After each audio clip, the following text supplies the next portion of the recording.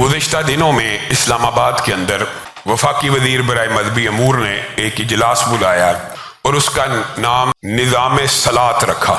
सबसे पहली बात, इस्लाम की ये जो टर्मिनोलॉजी या इस्तिलाहात होती हैं इनके पीछे बड़े मतलब होते हैं। निज़ाम सलात, इस निज़ाम को कहते हैं कि अल्लाहु अकबर की आवाज़ मुअज्जिन की ज़ुबान से निकले तो कारोबार बंद हो जाएं, शटर डाउन हो जाएं, दुकानें बंद हो जाएं, जिंदगी के अमूर मुअत्तल हो जाएं। अब्दुल्ला इब्न मुबारक के सामने जो उनका हमसाया रहता था उसके बारे में यही बात मिलती है कि जब पूछा गया उसकी बीवी से, एक आलिम दीन ने कहा मैंने देखा जन्नत में ये लुहार अब्दुल्ला इब्न मुबारक के साथ है जन्नत में, मुझे बता वो क्या अमल करता है। कहती है मुझे ज्यादा नहीं पता, मुझे बस ये पता है कि जिस वक्त मुअज्जिन अल्लाहु अकबर की सदा देता था, अगर उसका हथौड़ा लोहा कूटते हुए गर्दन से पीछे होता तो ये हाथ एक सेकंड के लिए आगे भी ना आता, वो हथौड़ा वो पीछे छोड़कर नमाज के लिए चल पड़ता। निज़ाम सलात, नाम आप निज़ाम सलात रख रहे हैं और फैसला आप औकात सलात का कर रहे हैं। निज़ाम सलात तो ये है कि हुकूमत और हुक्मरान लोगों के ऊपर नमाज को ऐसे फर्ज की तरह वाजिब कर दें,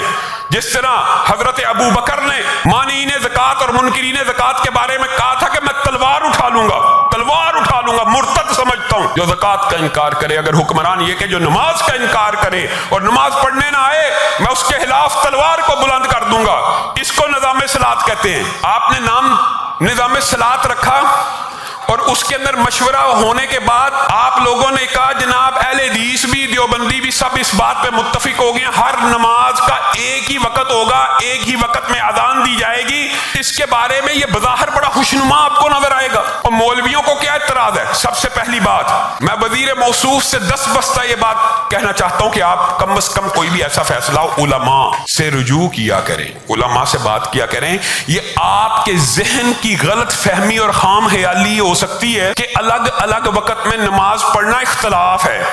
यह दिमागी मरज किसी शख्स का हो सकता है, जिस तरह यह दिमागी मरज बात चांद देखने वालों का भी है कि पूरी दुनिया में एक ही वक्त चांद होगा तो ये इत्तेहाद उम्मत है। ये इत्तेहाद उम्मत नहीं है, ना रसूलुल्लाह को ना दीन को मतलूब है। और आपकी ये जो कज फहमी है कि एक ही वक्त में नमाज हो तो शायद ये इत्तेहाद है और ये फिरका वरीयत के खिलाफ एक बड़ा मुस्तहसन अमल है। तो आप ये अपनी कज फहमी का इलाज कीजिए, इसको दुरुस्त कीजिए, उलमा से राय लीजिए, आप उलमा से पूछ लीजिए। रसूलुल्लाह सल्लल्लाहु अलैहि वसल्लम के पास 2 वफद आए थे और रसूलुल्लाह सल्लल्लाहु अलैहि वसल्लम ने उस वफद को पहले दिन सारी नमाजें अव्वल वक्त में पढ़ाई और दूसरे दिन सारी नमाजें आखिरी वक्त में पढ़ाई। और क्या हुक्म दिया, इस वक्त से इस वक्त के माबैन इन नमाजों का वक्त है, जिस वक्त को मर्जी इख्तियार करो। इबादत के अंदर ये कदगन लगाना कि आप इस ही वक्त नमाज को अदा करेंगे और इस ही वक्त को अदान देंगे, ये इंसान के बुनियादी हकूक के भी खिलाफ है। ये मुसलमानों के फिरकों की बात नहीं है, ये तो गैर मुस्लिम के ऊपर आप पाबंदी नहीं लगा सकते इस्लामी शरीयत में कि ईसाई इतने बजे इबादत करे, यहूदी इतने बजे इबादत करे। इसमें कबाहत क्या है जी? पहली बात ये है कि ये इसको इत्तेहाद समझना ही कज फहमी है। रसूलुल्लाह के दौर में मस्जिद नबवी में इशा की नमाज होती थी और बाद साहबा अपने इलाकों में जाके इशा की नमाज पढ़ाया करते थे। गोया एक वक्त में नमाज मतलूब ही नहीं है शरीयत में, और ना ये इत्तेहाद और इत्तेफाक की निशानी है। आपको किसने कहा ये इत्तेहाद और इत्तेफाक की निशानी? ये तो इंसान के बुनियादी हकूक को सलब करने के जैसा है कि एक ही वक्त में नमाज हो। मिसाल दे रहा हूं समझने के लिए। रसूलुल्लाह सल्लल्लाहु अलैहि वसल्लम की हदीस के मुताबिक अहले सुन्नत के और बिलखुसूस अहले हदीस जैसे ही सूरज गुरूब होता है मगरिब की अजान दे देते हैं, एक लम्हे की भी तखीर नहीं करते। फिक़ह हनफी के बाद साथी 1-2 मिनट की तखीर के एहतियाती के कायल हैं। सिर्फ इस अजान के ऊपर गौर कर। और अहले तशय्यो के नजदीक जब सूरज गुरूब हो जाए तो मगरिब की नमाज का वक्त शुरू ही नहीं होता। कितनी देर बाद होता है? 10-12 मिनट के बाद, जब रात फैलना शुरू कर दिया। सरदार मोहम्मद यूसुफ साहब, अगर आप ये समझते हैं ये इत्तेहाद और इत्तेफाक की निशानी है तो आप अहले तशय्यो को इस बात के ऊपर कायल कर सकते हैं कि जिस टाइम सूरज गुरूब हो उसी टाइम अजान दे दी जाए।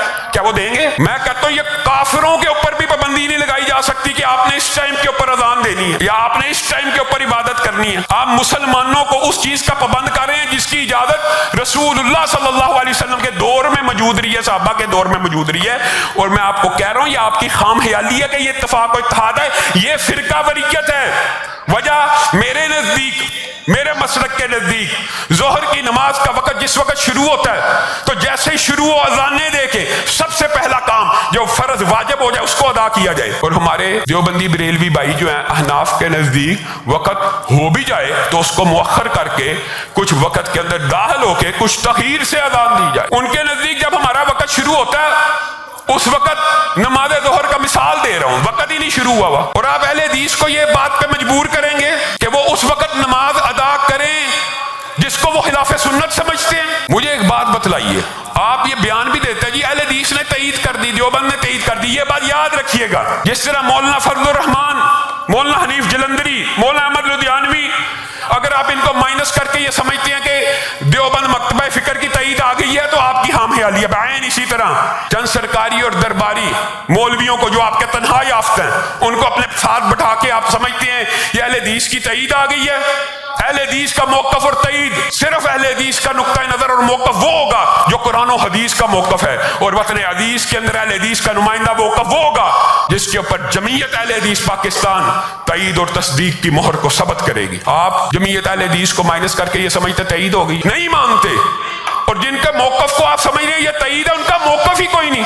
بھائی سرکاری اور درباری مولویوں کا بھی کوئی موقف ہوتا ہے, ان کو تو تھمایا جاتا ہے بھائی آپ نے یہ موقف پیش کرنا, ان کا کیا موقف ہے؟ ان کا کوئی موقف نہیں ہے. نظام صلاۃ کی جو اصل روح ہے وہ یہ ہے کہ نماز قائم ہو, اور وقت کا جو تنوع ہے وہ مفید ہے ایک امت کے لیے. میری نماز ایک مسجد میں باجماعت رہ جاتی ہے, آپ کو مرد کی باجماعت نماز کا ہی پتہ نہیں ہے. مسلمان مرد کے اوپر مسجد کے اندر باجماعت نماز فرض ہے, اذان ہو گئی ہے, ایک مسجد میں نماز ہو گئی ہے, کہاں پڑھنی ہے نماز؟ اور بھائی دوسری مسجد میں بھی وقت ہے, چلے جاؤ. ایک جگہ سے جماعت فوت ہو گئی ہے تو دوسری جگہ جا کے پڑھ لو, پورے کا پورا اجر و ثواب مل گیا. یہ جو تنوع ہے یہ امت کے لیے مفید ہے. آپ کی عقل عجیب ہے, اصل بات کچھ اور ہے. یہ خوشنما ٹائٹل دکھا کے جو اصل گرد و غایت ہے وہ نیچے لکھی ہوئی ہے نظام صلاۃ رائج ہو جانے کے بعد. اور یہ بھی عقل کی کتنی کمی ہے, نمازوں کے اوقات کس کے ساتھ متعین ہے؟ سورج کے ساتھ. اور لاہور میں جس وقت سورج غروب ہوتا ہے کیا اسلام آباد میں بھی اسی وقت ہوتا ہے؟ کیا کراچی میں بھی اسی وقت ہوتا ہے؟ اور یہ کیسی ہم خیالی آپ کے دماغ میں آ گئی, پورے وطن میں ایک وقت میں نماز, یا ایک شہر میں ایک وقت میں؟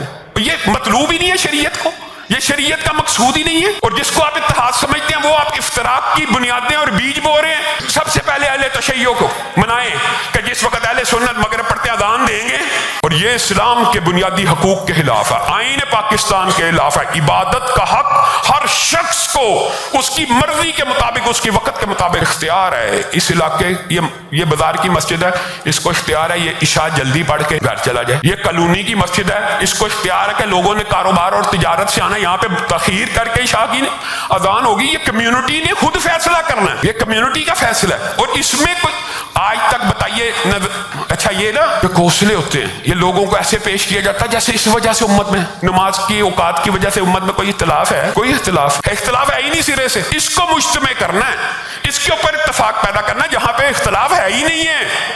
اور جہاں اختلاف حقیقی موجود ہے کہ صحابہ کی گستاخی نہیں ہونی چاہیے, وہاں پہ گنگے بن کے بیٹھے رہیں گے. جو اختلاف حقیقی ہے جس کی وجہ سے قتل قتال معاشرے میں لڑائی جھگڑا ہوتا ہے, میں تو یہ بات کہتا ہوں کہ معاشرے میں لڑائی جھگڑا کبھی 8 تراویح اور 20 تراویح کے اوپر قتل ہوتے دیکھا نہیں. وہ 20 پڑھتے رہے, ہم 8 پڑھتے, اس پہ بھی کوئی اختلاف نہیں ہوتا.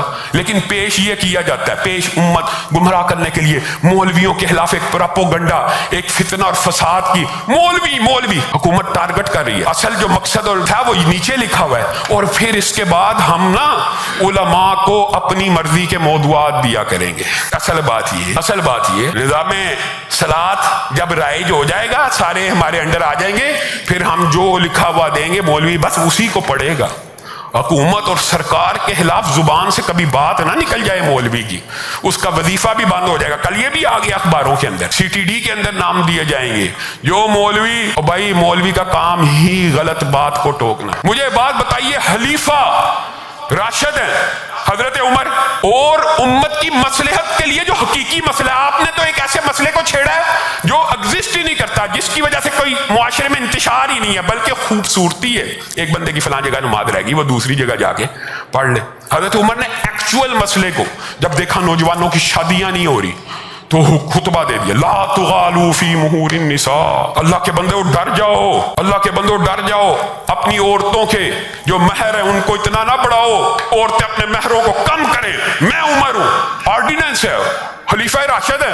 عورت اسی خطبے میں موجود ہے, حضرت عمر کو پکڑ کے کہتی ہے وَآتَيْتُمْ إِحْدَاهُنَّ قِنْطَارًا۔ عمر تو کہتا ہے مہر کی رقم کو اتنا کر دیا جائے اور اس سے زیادہ نہیں ہونی چاہیے۔ اللہ کہہ رہا ہے اگر مہر ایک پورے کا صرف ایک ڈھیر سونے جواہرات کے بھی مہر ہو، آپ مہر کو کیسے محدود کرتے ہیں؟ تو حضرت عمر نے کہا جس چیز کی اللہ اجازت دے میں محدود نہیں کر سکتا۔ سردار محمد یوسف صاحب، جس چیز کی اللہ نے، رسول اللہ نے اجازت دی ہے کہ اتنے وقت سے لے کے اتنے وقت میں نماز پڑھی جا سکتی ہے، اس کو آپ ایک وقت میں مقید نہیں کر سکتے۔ اور نہ یہ مسئلہ جس چیز کے آپ پابند علماء کو کرنا چاہتے ہیں اس چیز کے اوپر بات کیجیے کہ اخلاقیات کیا ہونی چاہیے، ضابطہ اخلاق کیا ہونا چاہیے۔ علماء گفتگو اور تقریر کے اندر ایک ضابطہ اخلاق، ایک نمونہ، پہلے بھی ہم نے پیغام پاکستان کو سپورٹ کیا، تکفیر کے فتووں کے خلاف بات کی ہے، پہلے بھی کی ہے۔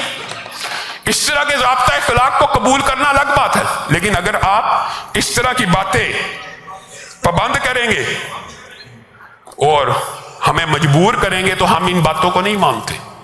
اور آپ اہل حدیث مکتبہ فکر کی تائید کسی سرکاری مولوی سے کروا کے یہ سمجھے کہ یہ اہل حدیث کا نمائندہ موقف ہے تو یہ آپ کی خام خیالی ہے۔ اللہ کے فضل و رحمت سے اس وقت وطن عزیز کے اہل حدیث اللہ کے فضل و کرم سے اس موقف کی تائید کرتے ہیں جس کی تائید جمعیت اہل حدیث پاکستان کرتی ہے، جس کی بنیاد علامہ احسان الہی ظہیر نے رکھی تھی۔